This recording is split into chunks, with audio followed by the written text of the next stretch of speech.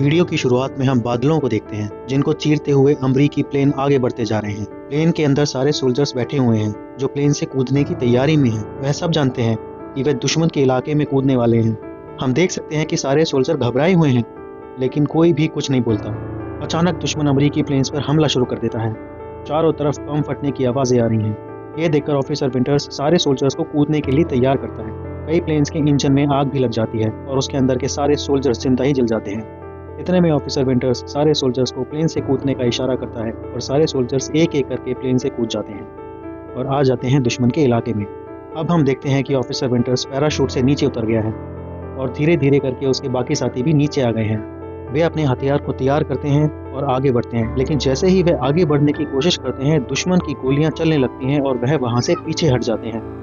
वे दोनों आगे जा ही रहे होते हैं कि उन्हें बाकी साथी भी मिल जाते हैं। वह ऑफिसर विंटर्स को बताते हैं कि कुछ साथियों को दुश्मन ने मार दिया है। अब ऑफिसर विंटर्स मैप में अपनी पोजीशन समझने की कोशिश कर रहा है और अपने साथियों को बताता है कि हम कूदने की जगह से काफी दूर उतर गए हैं और जल्द से जल्द हमें अपने आर्मी कैंप में पहुंचना होगा। वे सब मिलकर आगे बढ़ रहे हैं। अचानक उन्हें लगता है कि सामने से कोई आ रहा है। ऑफिसर विंटर्स समझ जाता है कि यह जरूर दुश्मन है और वह छुपकर अपनी पोजीशन ले लेते हैं। ऑफिसर विंटर्स सबको रुकने का इशारा करता है, लेकिन एक सोल्जर पहले ही सारे दुश्मनों पर गोलियां चला देता है जिससे वहां पर कोहराम मच जाता है।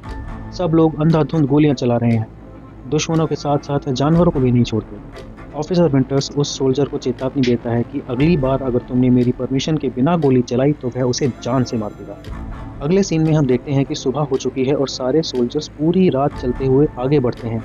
अपने एक साथी सोल्जर की लाश उन्हें पेड़ से लटकी हुई मिलती है जिसका पैराशूट पेड़ में अटक गया था। बाकी के सोल्जर्स उसकी गन और गोलियां ले लेते हैं। अब सभी सोल्जर्स अपने कैंप तक पहुंच चुके हैं। वह सब देखते हैं कि उनके साथियों ने पहले से ही दुश्मन के कुछ सोल्जर्स को पकड़ा हुआ है। सारे अमेरिकी सोल्जर्स जर्मनी के सोल्जर्स को बंदी देखकर बहुत खुश होते हैं। एक सोल्जर उनसे मजाक में पूछता है कि बेटा तुम्हारा घर कहाँ है। तो इस बात पर वह जर्मन सोल्जर बोलता है कि उसका घर ओरिजिन नाम की एक जगह पर। इस बात को सुनकर वह अमेरिकी सोल्जर बहुत ही हैरान रहता है और उसको वो बताता है कि उसका घर ओरिजिन से केवल 12 मील दूरी पर है। अमेरिकी सोल्जर उससे पूछता है कि तुम दुश्मन सेना की तरफ से क्यों लड़ रहे हो, तुम्हें तो अमेरिकी सेना में होना चाहिए था। इस पर जर्मन सोल्जर बोलता है कि उसके फादर जर्मनी से थे, इसीलिए उसके फादर ने उनको जर्मन सेना में भर्ती करा दिया गया। अब अगले सीन में हम ऑफिसर विंटर्स को अपने सीनियर ऑफिसर से बात करते देख रहे हैं। दरअसल वे आगे की स्ट्रेटेजी पर काम कर रहे हैं। सीन चेंज होता है और हम देखते हैं कि अमेरिकी सोल्जर्स अभी भी उस जर्मन सोल्जर से बात कर रहा है। दूसरा सोल्जर उसे बुलाने आता है और वह उसके साथ वहां से चला जाता है। इसके बाद एक और सोल्जर उन जर्मन सोल्जर्स के पास आता है और उन्हें सिगरेट पीने के लिए ऑफर करता है और जैसे ही वह जर्मन सोल्जर सिगरेट का पहला कश लेते हैं वह उन्हें गोलियों से भून देता है। अब ऑफिसर विंटर्स अपने साथियों के साथ मैप के ऊपर बनी पोजीशन को समझ रहा है। दूसरा सोल्जर उसे बता रहा है कि हमारी पोजीशन ये है और जिस पोजीशन पर हमें आगे जाना है उस पोजीशन के बीच दुश्मनों ने डेरा डाल रखा है और आगे बढ़ने के लिए सबसे पहले हमें उन्हें हराना होगा। यह सोल्जर कैप्टन विंटर्स को यह भी बताता है कि उन दुश्मनों के पास बड़ी बड़ी तोपें हैं। अब ऑफिसर विंटर्स अपने साथियों को समझा रहा है कि उनको क्या क्या काम करना है। वह उन्हें यह भी समझा रहा है कि अब हम कोई प्रैक्टिस नहीं कर रहे, यह रियल सिचुएशन है और इसमें एक गलती का मतलब मौत है। अब सब सोल्जर्स अपनी अपनी पोजीशन और अपना काम समझ जाते हैं और दुश्मन से लड़ने की तैयारी में लग जाते हैं। वे लोग ज़्यादा से ज़्यादा गोलियां और तोपों को उड़ाने के लिए बम रख रहे हैं। इतने में ही पीछे से एक और सोल्जर आता है। वह ऑफिसर विंटर्स को बोल रहा है कि सर, क्या आप मुझे भी अपने साथ ले जा सकते हैं? मैं अपनी आर्मी कंपनी से बिछड़ चुका हूँ और अब मैं आपकी हेल्प करना चाहता हूँ। ऑफिसर विंटर्स उसे भी अपने साथ लेकर दुश्मन की तरफ आगे बढ़ जाते हैं और एक संकरी जगह पर पहुंचकर सबसे पहले वह यही समझने की कोशिश करता है कि दुश्मन की पोजीशन क्या है और किस किस जगह पर दुश्मन की तोप रखी हुई है। ये सब समझकर वह अपने साथियों को आगे बढ़ने के लिए कहता है। उसके सारे साथी अपनी अपनी पोजीशन जानते हैं और सबको पता है कि किसका क्या काम है। ऑफिसर विंटर्स एक सोल्जर को बोल रहा है कि जैसे ही वे लोग आगे बढ़ें तो उन्हें कवर फायर दे। उन्हें जैसे ही मौका मिलेगा सबसे पहले वह तोप को उड़ा देंगे। अब सारे अमेरिकी सोल्जर्स ने अपनी अपनी पोजीशन ले ली है।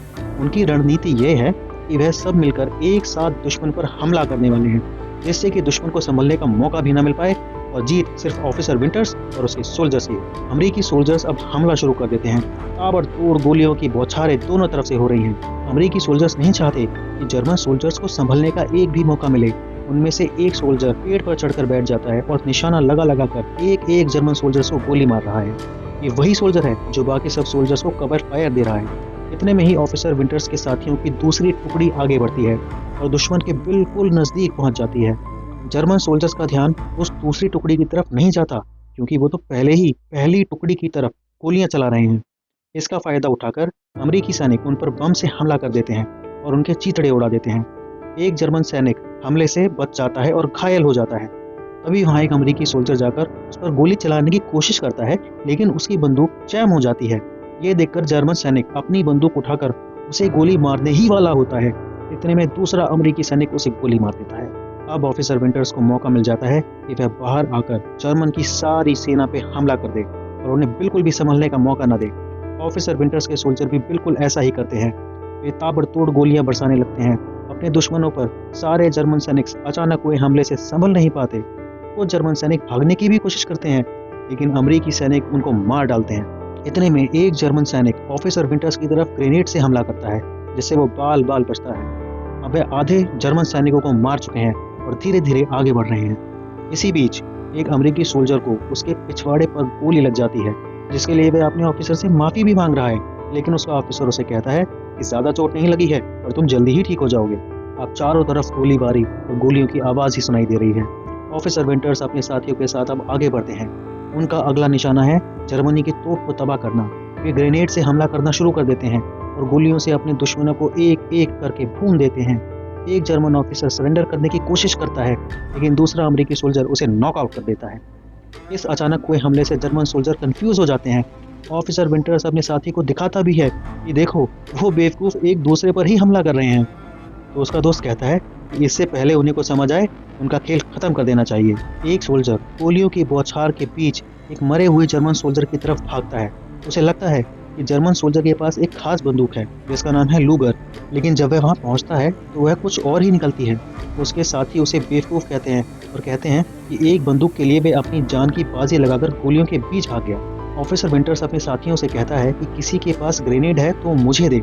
इस पर एक सोल्जर कहता है कि हाँ, मेरे पास ग्रेनेड है, जिसे देखकर ऑफिसर विंटर्स बहुत खुश होता है और वह उससे ग्रेनेड लेकर तोप के अंदर डाल देता है, जिससे उसकी नली फट जाती है और वो तोप इस्तेमाल करने लायक नहीं रहती। अब ऑफिसर विंटर्स दूसरी बंदूक की तरफ बढ़ता है। वह अपने साथियों से पूछता है कि क्या तुम्हारे पास गोलियां हैं? इसके जवाब में सोल्जर्स कहते हैं कि हाँ, हमारे पास अभी काफी गोलियां बची हुई हैं। अब ऑफिसर विंटर्स ग्रेनेड से दूसरी तोप को भी उड़ा देता है। वह आगे बढ़ता है तो देखता है कि उसका एक साथी बम फटने से मर चुका है, लेकिन वह उसे वहीं छोड़कर आगे ही बढ़ जाता है। अब दो सोल्जर्स क्रॉल करते हुए दुश्मन की तरफ आगे बढ़ रहे हैं। एक सोल्जर दूसरे से कुछ पूछ रहा है। जितने में दूसरा सोल्जर उसका जवाब देने वाला होता है, उतने में ही उसको गोली आकर लग जाती है और वह तभी के तभी मर जाता है। अब हम ऑफिसर विंटर्स को देख रहे हैं कि वह दुश्मन के गढ़ में घुस चुका है और उनके जरूरी दस्तावेजों और मैप को अपने साथ ले जाता है, जो आगे उनकी लड़ाई में उनके बहुत काम आने वाले हैं। इन दस्तावेजों में आगे के जर्मन सैनिकों की लोकेशन, उनकी तोप की लोकेशन दोनों मौजूद हैं, जो अमेरिकी सेना के लिए बहुत ज्यादा जरूरी है। एक सोल्जर पीछे से आता है। वह और भी सारी गोलियां और बारूद अपने साथ लेकर आया है। अब जर्मन सोल्जर के पास और कोई रास्ता नहीं है। वह अपनी पोस्ट छोड़कर भागने के सिवाय और कुछ भी नहीं कर सकते, लेकिन ऑफिसर विंटर्स और उसके सोल्जर्स उन भागते हुए सैनिकों को भी मार डालते हैं। अब ऑफिसर विंटर्स ने सारे जर्मन सोल्जर्स को मार दिया है और इस पोस्ट पर अपना कब्जा कर लिया है। अगले सीन में हम देखते हैं कि ऑफिसर विंटर्स अपने अमेरिकी कैंप में वापस आ गया है। वह अपने साथियों को बता भी रहा है कि कैसे उसने इस पोस्ट पर कब्जा किया।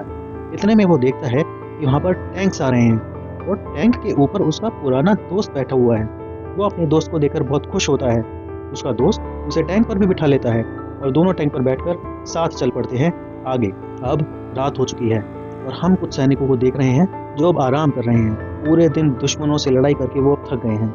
ऑफिसर विंटर्स ने ये लड़ाई तो जीत ली, लेकिन उसके सारे कंपनी के साथी अभी भी उसके साथ नहीं हैं। प्लेन से कूदते वक्त सभी साथी बिछड़ गए थे और पूरे नॉर्मंडी इलाके में अलग अलग जगह पर लैंड हुए थे।